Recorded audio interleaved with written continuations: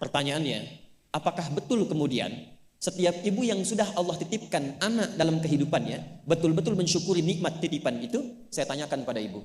Kalau ingin mendapatkan ketenangan di dunianya, ketenangan di alam kuburnya, sampai pulang ke akhirat nanti, maka pastikan berusahalah untuk menjadi golongan yang sedikit itu. Menjaga diri, menjauhkan dari perbuatan yang tercela, mendekat diri kepada Allah. Maka semua makna ini diwakili oleh satu nama, namanya Maryam. Maryam itu perempuan terhormat yang dekat dengan Allah. Kemudian setelah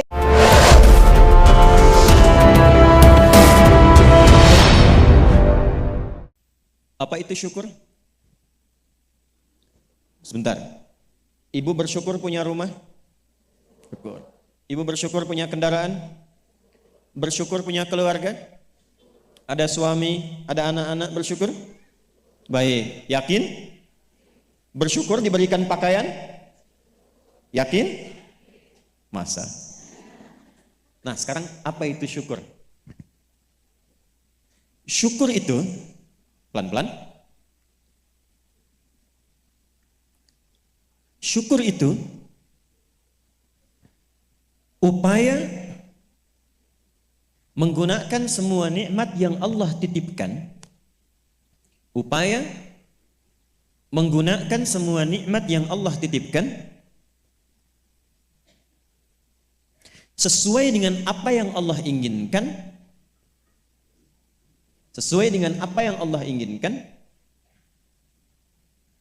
dalam rangka mendekatkan diri kepada Allah Subhanahu wa taala. Contoh,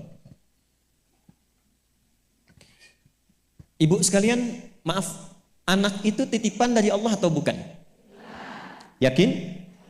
Sekarang pertanyaannya, ibu tahu nggak apa yang Allah inginkan dari anak yang dititipkan itu? Jadi apa? Anak yang soleh. Saking inginnya mendapatkan anak yang soleh, bahkan setiap ibu sejak mengandung itu sudah bermohon kepada Allah. Itu ada di Quran surah ke-7 Al-A'raf di ayat 189 di ujung ayatnya. Ya, Quran surah 7 ayat 189. Falamma taghasyaha hamalat hamlan khafifa famarrat bi. Lihat ke ujung ayatnya. Falamma athqalat da'wallaha rabbahuma la in ataitana salihah lanakunanna minasyakirin. Suami istri itu kalau istrinya tengah mengandung, kemudian menjelang fase-fase kelahiran, sangat berharap dan berdoa mohon pada Allah, semoga anak yang terlahir ini menjadi anak yang soleh. Sepakat, Bu? Setiap ibu menginginkan anaknya menjadi anak yang soleh. Sepakat? Pertanyaannya, apakah betul kemudian setiap ibu yang sudah Allah titipkan anak dalam kehidupannya betul-betul mensyukuri nikmat titipan itu? Saya tanyakan pada ibu, anak ibu itu disekolahkan di mana? Kenal Allah atau tidak? Diajarkan sholat atau tidak? Diberikan pakaian yang menutup aurat atau tidak? Perhatikan definisi syukur tadi. Menggunakan semua nikmat, upaya menggunakan semua nikmat sesuai dengan apa yang Allah inginkan. Ibu punya anak perempuan, katanya ibu syukuri diberikan itu. Sampai ibu bikin akikah, sampai undang tetangga, sampai selamatan. Tapi setelah dia bahkan menjelang balik, ibu kasih pakaian yang membuka auratnya. Itu bukan syukur namanya. Disekolahkan di tempat yang bahkan dia tidak mengenal Allah. Dikejar sampai di sininya nih. Nggak salah. Dilesin matematika, nggak salah, bagus. Les fisika, bagus. Les kimia, bagus. Ikut bimbel, bagus. Masuk kampus top, bagus. Tapi nggak kenal Allah, di mana syukurnya? Satu. Lihat pakaian yang selama ini Allah berikan kepada ibu sebagai titipan. Dan itu akan dihisab. Buka lemari pakaiannya. Coba cek, ada nggak satu bagian pakaian yang belum pernah dipakai untuk ibadah? Coba lihat ketika beli tas mewah, sepatu baru, pakaian baru, sudah pernah dipakai ibadah belum? Jangan-jangan beli tas itu hanya untuk dipakai keundangan saja. Jadi ketika manusia mengundang, beli yang baru. Kenapa ketika Allah yang mengundang 5 kali dalam sehari, bahkan untuk memberikan solusi kehidupan, yang baru itu nggak pernah dipakai? Oh, kenapa pada diam? Satu, berasa ya? Satu. Jadi di titik ini, terkadang ada orang yang menuntut dari Allah kenyamanan hidup, ketenangan, kedamaian, tapi ketika Allah memberikan apa yang diinginkan, tidak menggunakan nikmat itu yang membuat dia damai. Tidak menggunakan titipan itu yang membuat dia tenang dalam kehidupan. Karena itu saya ingin memulai dengan mengajak kita semua, ayo kita lihat lagi apa saja titipan Allah yang telah dititipkan dalam kehidupan ibu dan bapak yang ada di luar saat ini sampai dengan detik ini. Kalau ingin mendapatkan ketenangan di dunianya, ketenangan di alam kuburnya, sampai pulang ke akhirat nanti, maka pastikan berusahalah untuk menjadi golongan yang sedikit itu. Gunakan semua nikmat itu pada hal yang Allah inginkan. Jika itu sudah dilakukan, saya berikan rahasia. Ini antara kita saja. Coba ibu buka surat ketiga. Belakang kedengeran nggak? Alhamdulillah. Belakang kedengeran? Tidak. Kok bisa jawab? Surah 3 ayat 35 sampai 37. Quran surah 3 ayat 35 sampai 37. Sudah? إذ قالت امرأة عمران رب إني نذرت لك ما في بطني محررا فتقبل مني إنك أنت السميع العليم. Perhatikan, ini kisah tentang Hannah. Saya hanya akan ambil kisah ibu saja dalam Quran. Hannah itu istrinya Imran alaihi wassalam. Nanti punya saudari namanya Eliasobat. Orang barat menyebutnya Elizabeth. Betul, Elizabeth itu bahasa sananya untuk Eliasobat itu saudarinya Hannah. Nanti nikahnya Elizabeth dengan Nabi Zakaria. Hannah nikahnya dengan Imran. Ketika Hannah mengandung, sepakat suami istri ini ingin mensyukuri nikmat kandungan itu dengan mengharapkan lahirnya anak yang soleh. Maka apa yang terjadi? Untuk mendapatkan soleh itu maka dibuat persiapan. Ini hukum umum, Bu. Ibu kalau misalnya ingin memasukkan anaknya ke sekolah tertentu, kan disiapkan dulu ya dari awal. Ya, sekolahnya di mana, yang dibutuhkan apa, sebelum masuk udah siap-siap. Biayanya berapa, perlengkapannya apa, disiapkan jauh sebelum masuk. Begitu kan ya? Maka Hannah dan suaminya sudah menyiapkan.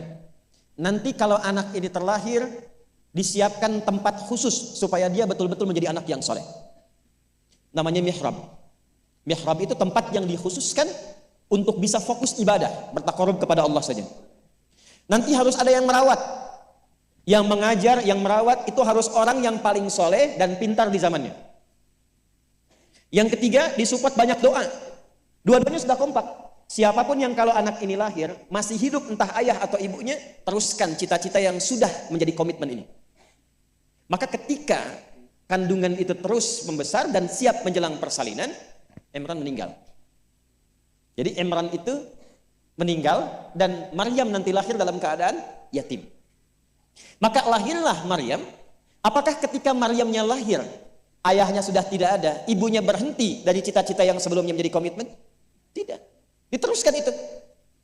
Maka ketika terlahir itulah kemudian apa yang sudah disepakati, berikan nama sesuai dengan harapan. Isi dengan doa, siapkan tempat yang ingin diarahkan sesuai dengan cita-cita. Maka ayat 36-nya, falamma wada'atha qalat rabbi inni wada'tuha untha wallahu a'lamu bima wada'at wa laysa dzakaru kal untha. Harapannya lahir anak. Kalau perempuan dia anak yang salihah, menjaga diri, menjauhkan dari perbuatan yang tercela, mendekat diri kepada Allah. Maka semua makna ini diwakili oleh satu nama, namanya Maryam. Maryam itu perempuan terhormat yang dekat dengan Allah. Kemudian setelah itu apa? Wa inni u'idzuha bika wa dzurriyyataha minasyaitonir rajim. Didoain terus, Bu. Didoakan. Setelah itu apa? Dipilihkan sesuai amanat dan kesepakatan dengan suami, cari orang paling pintar dan paling soleh. Dulu banyak yang berebut. Singkatnya terpilihlah Nabi Zakaria alaihissalam. Setelah itu apa? Buatkan tempat yang mendukung anak ini menjadi soleh dan dekat dengan Allah. Maka dibuatkan mihrab. Apa yang terjadi? Ketika mihrabnya sudah siap, yang mendidiknya sudah siap, doanya mengalir, namanya sesuai dengan harapan, maka orang tua itu tidak sulit lagi untuk merawatnya. Setelah itu Allah yang berkenan memperhatikan sampai tubuh dewasanya. Perhatikan ayat 37-nya. Fataqabbalaha rabbuha biqabulin hasanin wa ambataha nabatan hasana wa kaffalaha Zakaria. Satu, Zakarianya ada. Kullama dakhala 'alaiha Zakaria al-mihrab. Dua. Wajada 'indaha rizqa. Qala ya Maryamu anna laki hadha? Qalat huwa min indillah. Innallaha yarzuqu man yasha bighairi hisab. Jadi doanya sudah, namanya sudah, yang mendidiknya sudah, tempatnya sudah. Kalau itu 4 terpenuhi, kata Allah, kamu hei Hannah, gak usah lelah lagi merawat anakmu itu. Biarkan aku dengan kehendakku yang memudahkan semua perawatan anakmu sampai tumbuh dewasa. Demi Allah Bu, setiap butuh apapun, orang tuanya tidak susah. Setiap akan diantar makanan, makanan sudah ada. Mau diantar pakaian, pakaian sudah ada. Dan semua pertumbuhannya langsung diperhatikan oleh Allah. Jadi ketika syukur itu diterapkan dalam kehidupan, maka seorang hamba akan beralih dari hamba biasa statusnya menjadi hamba yang istimewa di hadapan Allah Subhanahu wa taala. Ini yang ingin saya contohkan. Bersyukur itu bukan hanya sekedar mengungkapkan alhamdulillah atas nikmat yang diperoleh, tapi ada peluang untuk menambah nikmat-nikmat lanjutan. Ini ayat ini yang menginspirasi Al-Imam Asy-Syafi'i. Imam Ahmad bin Hanbal. Tidak banyak orang tahu Imam Syafi'i itu single parent Bu ibunya. Imam Ahmad bin Hanbal itu single parent. Jadi begitu dititipkan anak laki-laki Imam Ahmad, bapaknya meninggal, ibunya yang gendong sana sini. Musim dingin, dimasakin air. Kan belum ada water heater waktu itu. Dimasakin Bu, malam-malam, diwuduin pakai air hangat. Digendong oleh ibunya ke masjid, ke halakoh-halakoh para ulama, disimpan, selesai digendong, dibawa lagi. Apa yang terjadi? Ketika semua nikmat dititipkan anak itu disyukuri sesuai dengan apa yang Allah kehendaki, jadilah Imam Ahmad. Ibu kenal Imam Al-Bukhari? Ayo bilang kenal. Ini juga sama, single parent. Bahkan lebih dahsyat lagi, Imam Al-Bukhari itu saat lahir, ayahnya meninggal, usia 2 tahun matanya buta. Dan dokter mengatakan pada masa itu, ini buta permanen, gak akan sembuh. Apa yang menjadikan kemudian matanya sembuh, sampai jadi orang paling hebat di zamannya, dan melahirkan karya besar Sahih Al-Bukhari. Wa qalilun min ibadiyasy syakur. Ibunya. Jadi betul-betul mensyukuri nikmat diberikan seorang anak, dititipkan seorang anak, jadi gak pernah lihat Bu. Jangan lihat kata orang, ini anak si fulan, misalnya si fulana ini kurang begini, anak si fulana autis, anak si fulana begini, nggak ada. Nggak ada satu anak pun terlahir yang tidak punya keistimewaan, itu tidak ada. Tanamkan pada hati yang paling dalam. Dalam kondisi apapun Allah menitipkan anak pada ibu, itu ada keistimewaan di dalamnya yang menyempurnakan kebahagiaan dalam rumah tangga. Pernah ada seorang ibu sedih karena begitu terlahir anaknya divonis lumpuh otak. Cerebral palsy, lumpuh otak. Saya katakan, hei, belum tentu itu jadi kekurangan. Boleh jadi Allah titipkan satu kelebihan di balik anak itu yang belum terbuka sekarang. Coba bacain Quran terus. Dibacakan Quran, bacain Quran, bacain Quran. Begitu anak itu mulai bisa bicara, yang keluar Quran. Begitu dicek oleh seorang ustadz, ternyata anak itu sudah hafal Quran 30 juz. 30 juz. Dan barakah anak itu yang kemudian membawa si ibu jadi keliling-keliling. Haji, umrah, ke satu tempat yang tidak pernah dikunjungi sebelumnya. Bertemu dengan orang hebat yang tidak pernah dibayangkan sebelumnya. Ternyata lewat wasilah anak itu. Disyukur itu membahagiakan. Itulah syukur. Syukur itu dampaknya banyak Bu. Dia nggak akan tertinggal, dunia dapat, akhirat juga diraih.